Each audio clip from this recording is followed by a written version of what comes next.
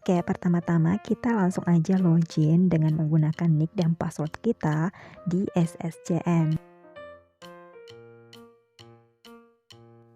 Setelah berhasil login, kita scroll ke bawah dan jika kalian lulus SKB maka ada pesan seperti ini.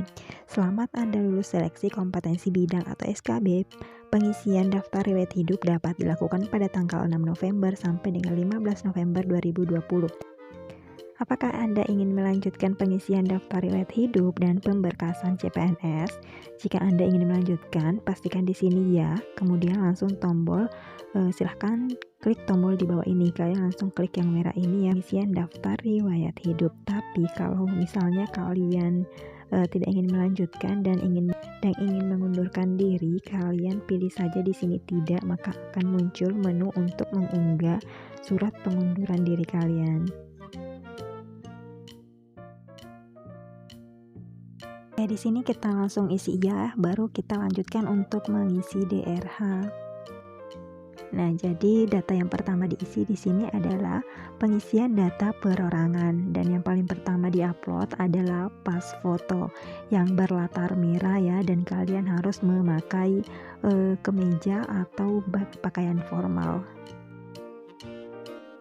Lalu klik unggah, selanjutnya pilih foto yang akan kalian masukkan ke daftar riwayat hidup ini.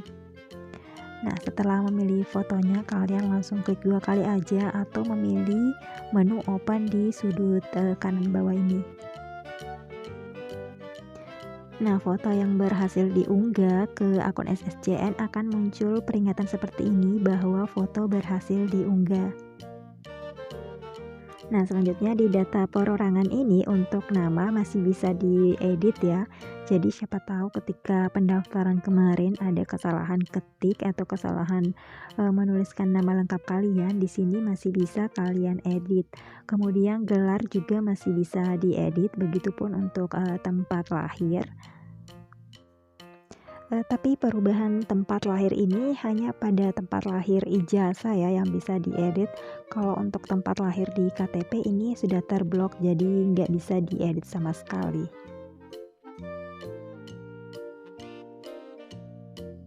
Dan kemudian untuk status perkawinan, nomor telepon, agama maupun email serta nomor ponsel itu masih bisa diedit juga ya. Nah, kemudian kita scroll ke bawah. Di sini ada data alamat yang bisa kita isi, mulai dari provinsi yang bisa kita pilih di sini karena muncul opsional ya. Kemudian untuk kota juga akan muncul, kemudian kecamatan dan kelurahan. Untuk kalian yang misalnya kecamatan dan kelurahannya misalnya tidak terdaftar di sistem, kalian bisa pilih lainnya, lalu isi secara manual nama kelurahan ataupun kecamatan kalian.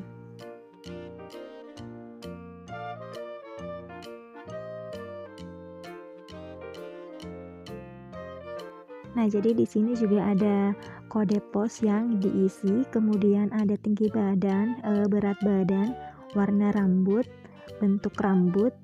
bentuk muka, warna kulit, ciri khasnya, sampai dengan hobi dan keterangan hobi juga harus diisi di sini.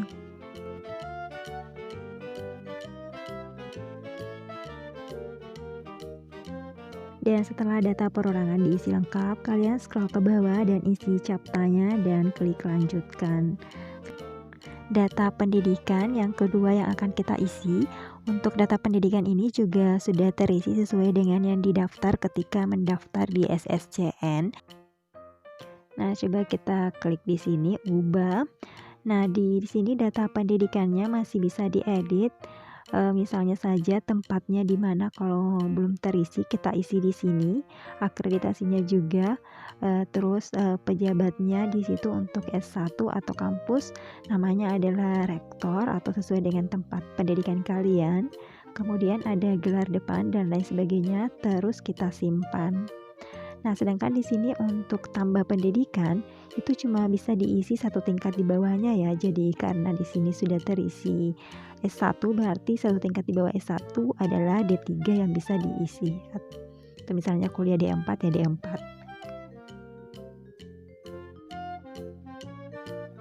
Atau kalau kita nggak kuliah diploma dari SMA langsung S1, berarti di sini kita isi aja SMA atau SLTA ya. Terus nama sekolahnya, data-datanya kita isi dengan lengkap. Kemudian kita simpan. Nah, di sini juga ada data kursusnya. Kalau misalnya kalian pernah kursus, kalian tambah kursus, lalu isi aja di sini data-datanya.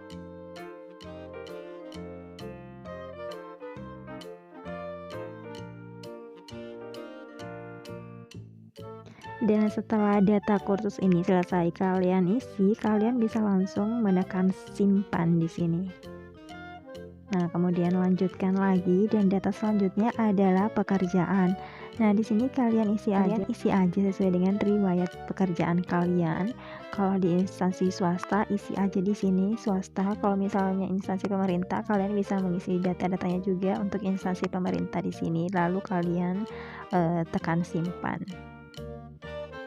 Nah, kemudian di sini juga kalian bisa menambah tanda jasa atau penghargaan kalian. Kalau misalnya pernah mendapatkan penghargaan, kalian isi aja. Nah, selanjutnya untuk prestasi juga bisa kalian tambahkan. Setelah itu kalian simpan dan klik lanjutkan. Nah, data selanjutnya adalah data keluarga, mulai dari data istri atau suami yang sudah berkeluarga serta anak, dan juga ada data orang tua. Nah, kemudian untuk kalian yang misalnya suami atau istri maupun orang tua yang statusnya adalah seorang PNS, maka kalian bisa langsung mengisi NIP serta nama lengkapnya, dan data-data ini akan terisi secara otomatis.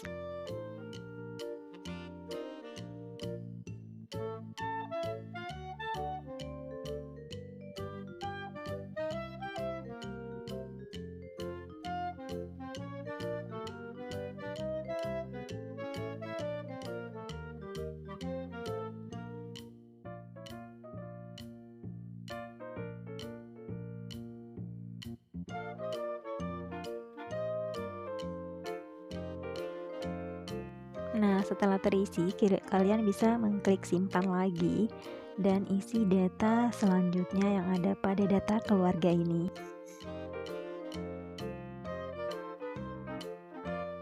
Dan setelah data keluarganya lengkap, kalian klik lagi selanjutnya.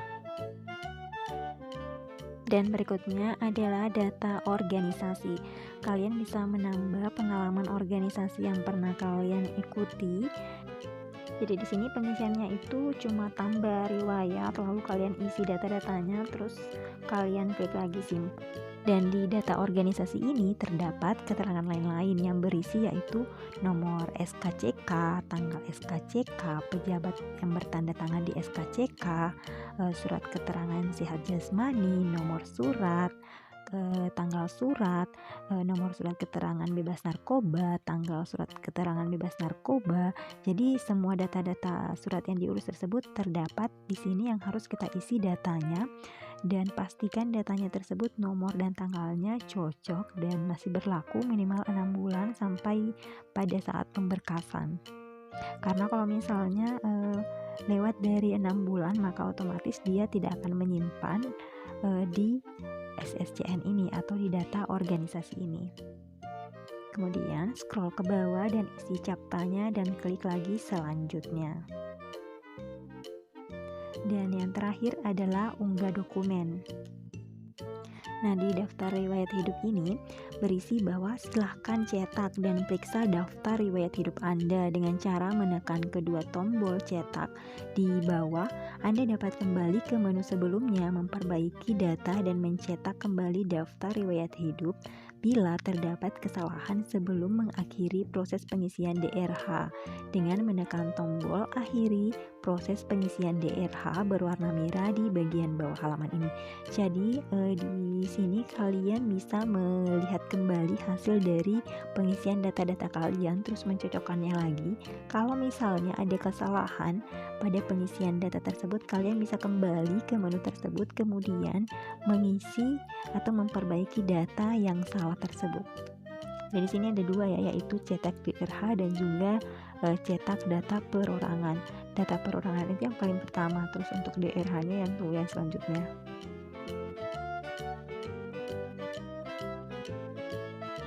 Nah, jadi setelah kalian mengklik masing-masing data dan mengunduhnya, kemudian mencocokkan data tersebut, dan kalau misalnya udah oke, udah sesuai data-datanya, kita langsung ke bagian bawah, kita scroll ke bawah. Di sini adalah menu untuk mengunggah semua dokumen-dokumen. Nah, jadi di menu unggah ini semua data tersebut di-scan dalam bentuk PDF dengan ukuran maksimal 500 KB. Jadi ini adalah yang pertama, file scan ijazah yang asli pendidikan terakhir. Nah, yang kedua adalah scan transkrip nilai yang asli.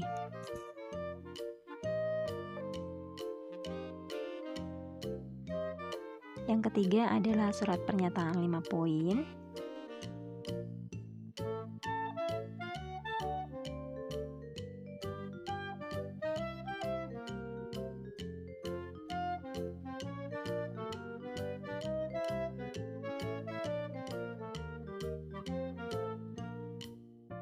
Yang keempat, SKCK.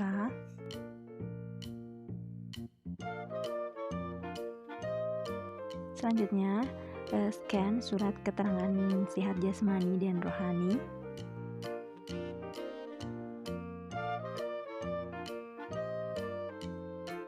Lalu unggah lagi surat keterangan bebas narkoba. Jadi semuanya langsung diunggah aja. Kemudian untuk surat keterangan kerja ini kalian bisa mengupload atau tidak kalau memang kalian tidak memiliki surat keterangan kerjanya. Dan yang terakhir adalah kalian unggah daftar riwayat hidup beserta dengan data diri. Jadi ini di-scan dalam satu PDF. Dan untuk daftar riwayat hidup yang telah kita print itu, di sini ada yang harus diisi manual, yaitu di bagian nama dan juga kabupaten atau kota lahir kalian isi dengan tinta hitam dengan huruf kapital. Nah, jadi semua berkas-berkas ini harus diunggah kecuali untuk surat keterangan kerja itu nggak apa-apa kosong. Surat keterangan kerja ini cuma opsional aja ya.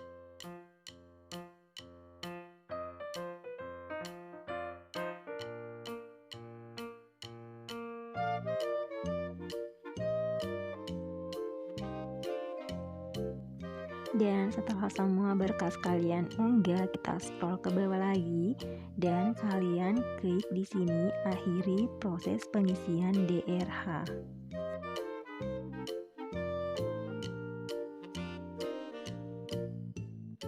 Dan adapun kalau kalian sudah mengakhiri proses ini tapi ternyata ada kesalahan mengunggah filenya, maka kalian tidak bisa melakukan unggah ulang kecuali oleh instansi yang melakukan upload atau unggah ulang dokumen yang benar di Doku Digital. Oke, sekian video untuk hari ini. Thank you for watching. Jangan lupa subscribe, like, comment, and share.